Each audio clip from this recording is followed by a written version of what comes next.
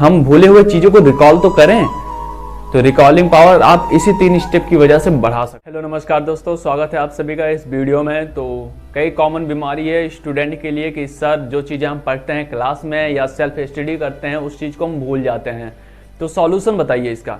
सबसे बड़ी सॉल्यूशन और सबसे कॉमन सॉल्यूशन है जिसकी वजह से आप उस चीज़ को हमेशा रिकॉल कर सकते हो, याद रहेगी वो चीज़ें, आप अच्छे से लिख सकोगे उस चीज़ के बारे में जो चीज़ें आप याद करना चाहते हो या याद रखना चाहते हो। तो सबसे कॉमन बीमारी है ये, चाहे पास्ट में हो या फ्यूचर में हो या प्रेजेंट में हो, ये हर एक स्टूडेंट में होती है। यानी कि जो चीज़ें वो पढ़ते हैं वो आके भूल जाते हैं। तो आप उन चीज़ों को कैसे याद रख सकते हो? तो अगर आप किसी मूवी को देखने जाते हो तो आप उस मूवी के बारे में आके यहाँ डिस्कस करते हो, आपको हर एक पॉइंट याद रहती है। यानी कि आपका जो मेन पॉइंट हो या विलन क्या किया, हीरो क्या किया, आपको हर एक चीज़ याद रहती है।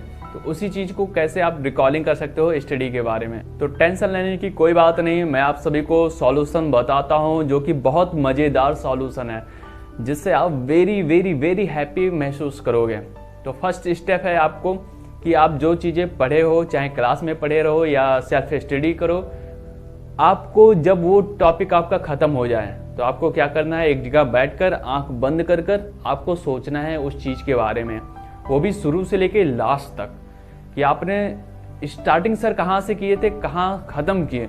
यानी कि आपको स्टार्टिंग से लेके एंड पॉइंट तक आपको हर एक पॉइंट चाहे याद रहे या ना रहे, लेकिन आपको आंख बंद करके उसी चीज़ के बारे में सोचना है। क्या करना है? सोचना है जो चीज़ें आप पढ़े हो इस टाइम।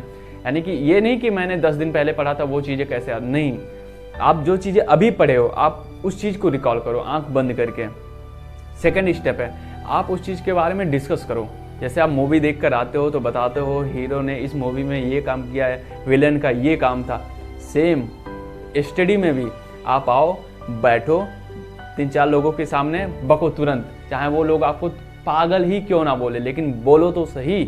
आप वहाँ डिस्कस करोगे तो आपके मुंह से जब निकलेगी, आपके ब्रेन में है, आपके मुंह से जब निकलेगी तो ज़रूरी है कि आपको बोलने का प्रैक्टिस भी हो जाएगा और वो चीज़ें रिकॉलिंग में हमेशा के लिए याद रहेंगी। यानी कि अगर आप कहीं भी बोलोगे किसी भी टॉपिक से रिलेटिव में, अगर वो टॉपिक इस टॉपिक से रिलेटिव में रहेगा तो तुरंत आप इस वर्ड को ज़रूर अप्लाई करोगे। एंड यानी कि बोलने की पावर, यानी बोलोगे उस चीज़ के बारे में, यानी उस चीज़ के बारे में आपको डिस्कस करना है जो चीज़ें आप सोच के बैठे हुए हो।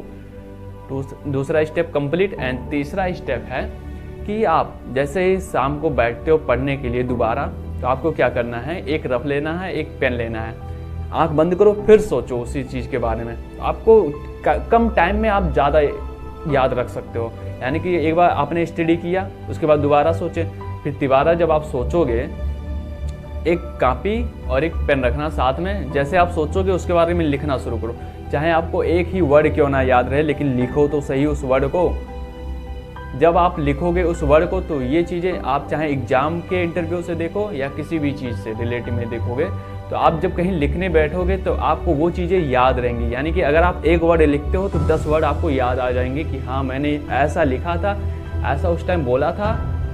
यानी कि वो चीज़ें हमें याद रहेंगी। यानी आपको क्या करना है, सोचना है, बोलना है एंड लिखना है। यानी आपको ये सिर्फ 3 स्टेप फॉलो करनी है जिसकी वजह से आपकी रिकॉलिंग पावर भी बढ़ जाएगी। यानी कि जो चीज़ें भूल जाओ, लेकिन हम भूले हुए चीज़ों को रिकॉल तो करें। तो रिकॉलिंग पावर आप इसी 3 स्टेप की वजह से बढ़ा सकते हो।